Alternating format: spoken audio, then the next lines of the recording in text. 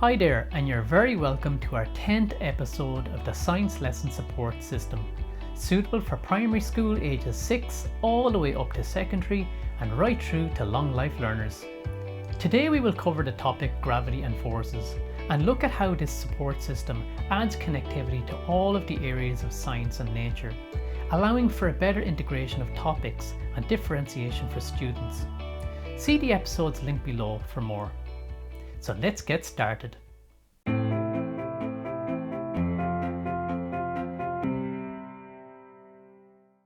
Gravity is the force that exists among all material objects in the universe. For all objects, the force of gravity tends to attract them towards each other. Gravity operates on all objects and sizes, from subatomic particles to planets, to galaxies, to entire galaxy clusters. Space is not empty. There are lots of invisible stuff happening in space, but it's all held there by something called the space-time fabric. The existence of even just one atom will warp this fabric, because atoms have mass. Atoms are stuff. But by now you know, but for those who just joined us, atoms love to make friends, and when they do, they form molecules by their electron bonds or connectors. And so their mass grows.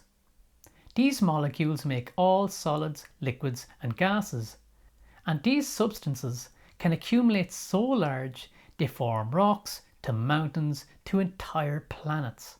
The denser or heavier the substance, the more momentum it will have, the bigger the mass, and therefore the more it affects the space-time fabric. Thus, the more gravitational force it exerts. Okay. It's all gone a little bit too Star Trek for me too, so it's time to make science simple with resources. All you need is a bedsheet, which represents your space-time fabric, quite literally. If you like, you can simulate atoms coming together to build a planet just like this one. When we place our planet in the center of the sheet, it creates a dip, just like it would warp space-time. As we roll a smooth round object around it, it falls in towards the dip.